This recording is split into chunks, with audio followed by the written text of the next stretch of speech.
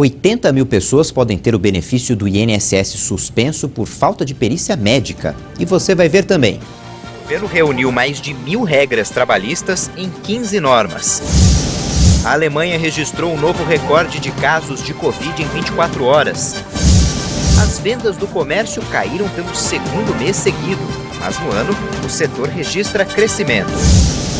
Especialistas avaliam quais são as chances de uma nova pandemia acontecer. Veja a partir de agora. Olá, boa tarde. Mais de 80 mil pessoas podem ter o benefício do INSS suspenso. Isso porque os beneficiários do antigo auxílio-doença ainda não agendaram a perícia médica. A falta do agendamento para a realização da perícia médica pode levar à suspensão do auxílio por incapacidade temporária do INSS de mais de 85 mil beneficiários. Em agosto, o Instituto Nacional do Seguro Social chamou cerca de 173 mil segurados para a revisão do antigo auxílio-doença, depois de passarem um pente fino. Desse total, mais de 95 mil não foram encontrados ou não marcaram o exame. Desses que foram convocados via publicação no Diário Oficial da União no dia 27 de setembro para agendarem a reavaliação do benefício por incapacidade, somente 10 mil agendaram a perícia médica revisional até agora. Em nota publicada no site, o INSS informa que esses segurados precisam marcar a perícia até o dia 19. Essa data já foi prorrogada, já que o prazo anterior encerrou nesta quinta-feira. No dia agendado para a realização da perícia, devem ser apresentados os documentos pessoais, além de toda a documentação médica, tais como laudos, atestados, receitas e exames recentes. A relação completa dos convocados pode ser consultada no Diário Oficial da União. O agendamento pode ser feito pelo site do INSS ou pelo telefone 135. O governo federal juntou em 15 normas o conteúdo de mais de 1.000 regras trabalhistas. A simplificação é resultado da primeira revisão completa dos documentos. O Ministério do Trabalho revisou mais de 1.000 textos de decretos, portarias e instruções normativas trabalhistas e simplificou em 15 normas. Segundo a pasta, parte do material editado já estava obsoleta. O objetivo da revisão foi desburocratizar e tornar mais simples a chamada legislação trabalhista infralegal, ou seja, os textos usados para regulamentar as leis trabalhistas. De acordo com o governo, as normas revisadas tratam de assuntos como carteira de trabalho, aprendizagem profissional, registro eletrônico de ponto, questões ligadas à fiscalização. Segundo o secretário executivo do Ministério do Trabalho e Previdência, Bruno Dalcomo, as 15 regras resultantes da revisão vão servir de referência para aplicar a toda a legislação trabalhista. E o trabalho não para por aí. Os dados devem ser reexaminados a cada 2 anos, com a intenção de aperfeiçoar ainda mais as normas. As vendas do comércio caíram pelo segundo mês seguido. Com o resultado, o setor fechou o terceiro trimestre no vermelho. As vendas do comércio varejista registraram uma queda de 1,3% em setembro na comparação com agosto. Segundo o IBGE, essa é a segunda baixa mensal seguida. E o balanço do trimestre fechou com queda. A atividade varejista retorna ao mesmo nível de fevereiro de 2020. Mas no ano, o setor comercial acumula crescimento de 3,8%. E nos últimos 12 meses, a alta é de 3,9%.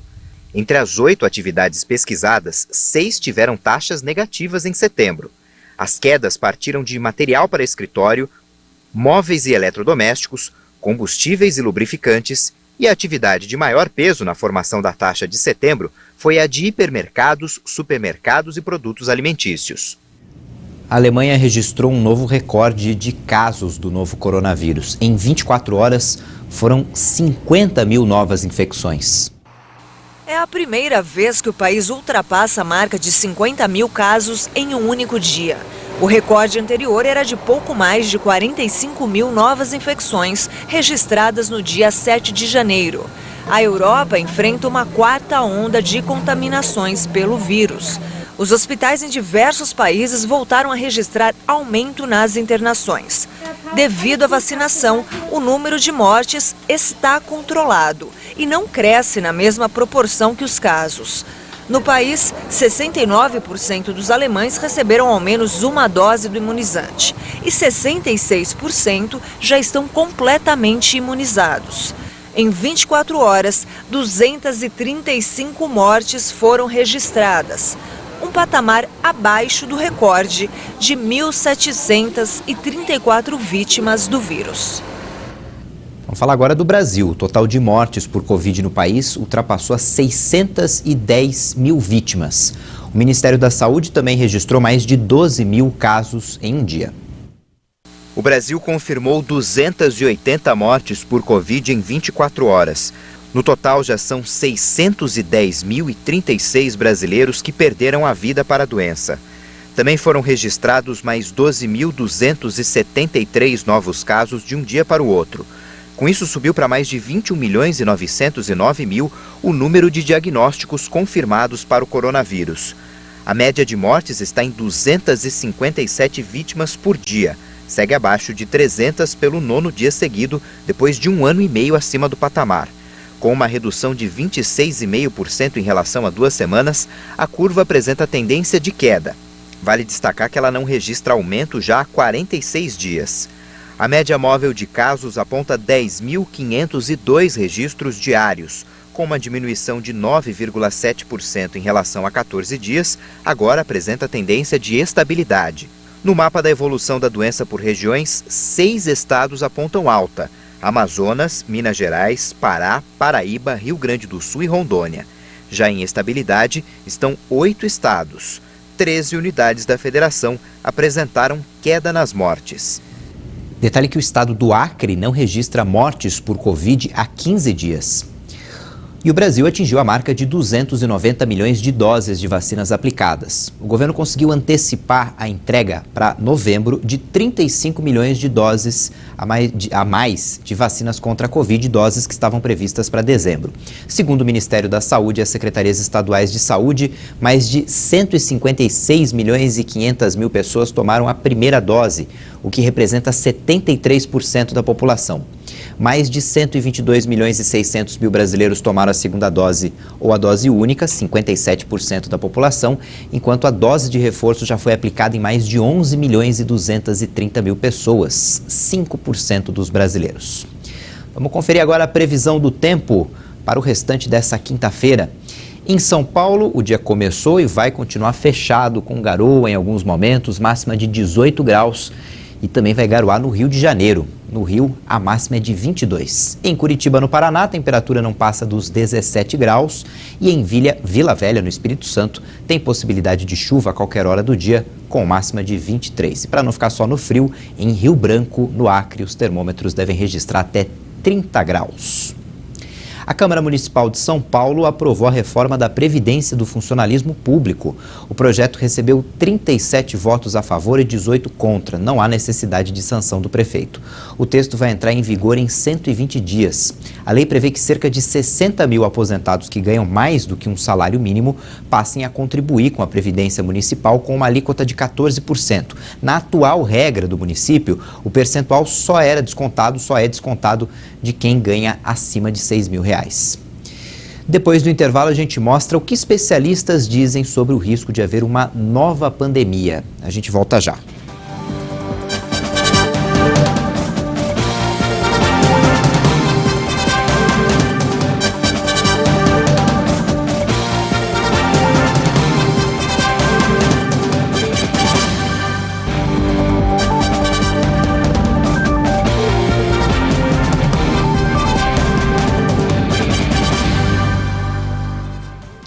A jornalista e colunista de política Cristiana Lobo morreu hoje em decorrência de um câncer.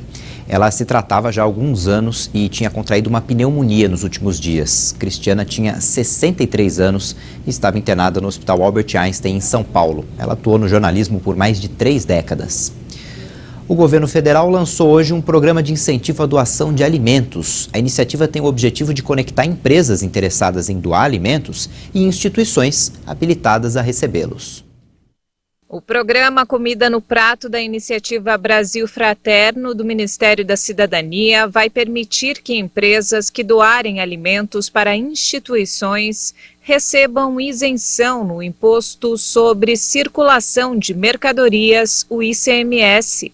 O lançamento do evento, que aconteceu no Palácio do Planalto, em Brasília, contou com a presença do presidente Jair Bolsonaro, que estava acompanhado da primeira-dama Michele Bolsonaro. O presidente da Associação Brasileira da Indústria de Alimentos falou da importância desse tipo de doação para evitar o desperdício e atender a pessoas em situação de vulnerabilidade.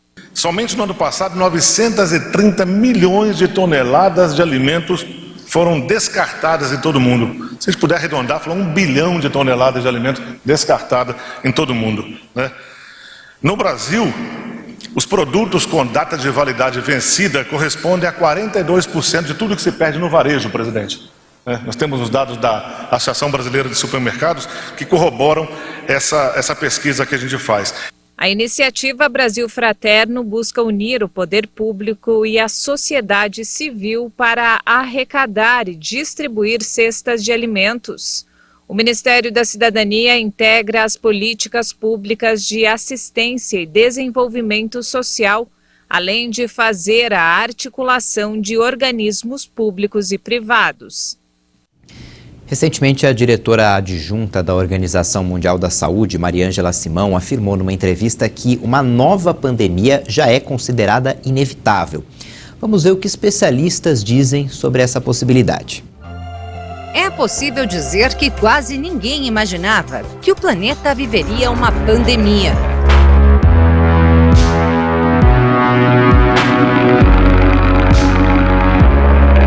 Eu nunca imaginei que ia acontecer isso aqui no Brasil mesmo, nem no mundo, né? Com o avanço da vacinação, o fim do isolamento social e o retorno gradativo à normalidade, hoje muitos brasileiros parecem não temer tanto a Covid-19. Não está tudo resolvido, mas está bem mais controlado do que antes, né? Ainda assim, muita gente receia não só a pandemia atual, mas o surgimento de novas doenças. Claro que tem medo da pandemia. Apesar de, afinal de contas, eu sou idoso e nós estamos na linha de tiro aí. Mas a gente tem histórico, né, de outros acontecimentos passados, então é uma coisa que pode acontecer futuramente também, né? A gente não está amparado quanto a isso. Não sei se eu vou estar vivo até lá, mas acredito que sim, muito provável que uma outra pandemia vai acontecer. Talvez que seja pior do que essa ainda.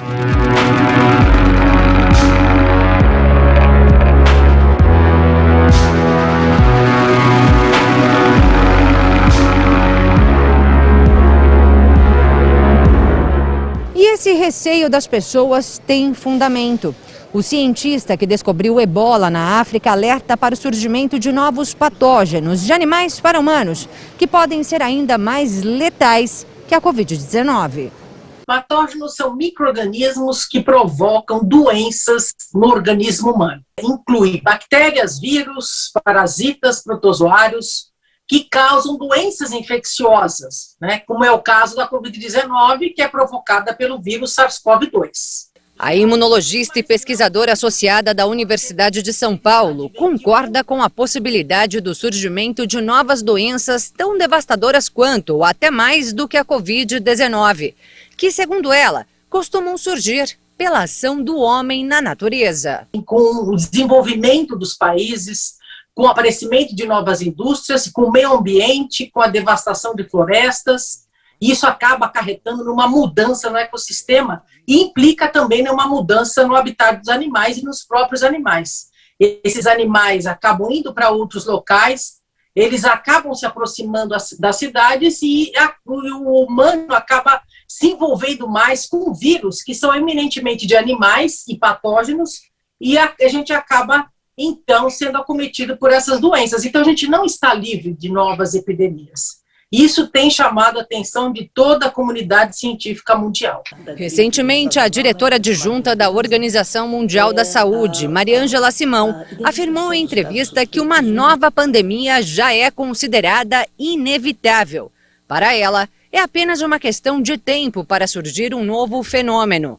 A médica brasileira antecipou que a OMS terá uma Assembleia Mundial de Saúde ainda este mês, onde deverá ser discutido, além de outros assuntos, o desenvolvimento de um tratado para pandemias, com o objetivo de criar uma série de formalidades que os países e o setor privado têm que tomar no caso de uma emergência, como uma pandemia mundial. É um tratado muito bem-vindo.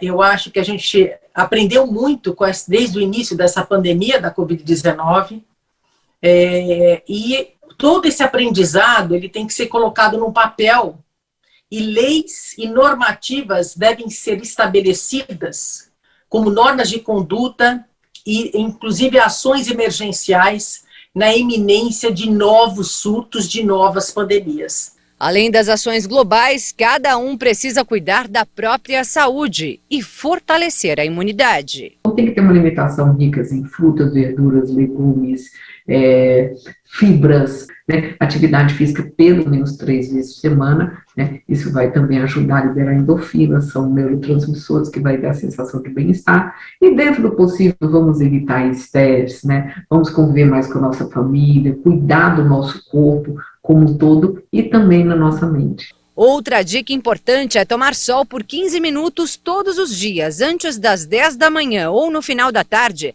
para equilibrar a vitamina D no organismo. Grande parte das pessoas tem ela baixa, né? E a vitamina D ela tem uma estrutura semelhante ao hormônio. Então, ela é importante para fortalecer os dentes, os ossos, prevenção de diabetes, sistema imune, age como anti-inflamatório, faz participação de diversas formações de hormônios, previne doenças, melhora o nosso coração, é tudo. E o sistema imunitário nosso precisa da vitamina D. Então, realmente, não podemos ficar sem ela. A Justiça dos Estados Unidos pediu mais de 4 anos de prisão para Jacob Chansley, aquele ativista que se tornou um dos símbolos da invasão ao Capitólio no dia 6 de janeiro. O aclamado xamã que aderiu às teorias da conspiração QAnon, ele foi preso dias após os incidentes na capital americana. Podendo pegar até 20 anos de prisão, ele se declarou culpado de invasão de propriedade e conduta violenta no início de setembro em um tribunal federal em Washington. Seu advogado, citando seu sincero remorso, problemas psicológicos e os 317 dias de detenção, pediu a compaixão do tribunal para uma sentença muito mais leve para o cliente. Armado com uma lança, sem camisa e usando um cocar de chifres de búfalo, Chansley, de 34 anos, foi um dos rostos mais estampados após a invasão ao Congresso americano. Outro invasor, Scott Fairlane, foi condenado nesta quarta-feira a 41 meses de prisão por seu envolvimento no ataque e agressão a um policial. Esta é a sentença mais dura já proferida contra as quase 660 pessoas acusadas. Fairlane se declarou culpado em agosto. 5 pessoas foram mortas durante ou logo após o ataque, incluindo um policial e uma manifestante, abatida por um oficial dentro do prédio. Essa edição fica por aqui. No YouTube você pode rever nossas reportagens. Daqui a pouco tem outras informações com a Juliana Dariva. Tchau, boa tarde.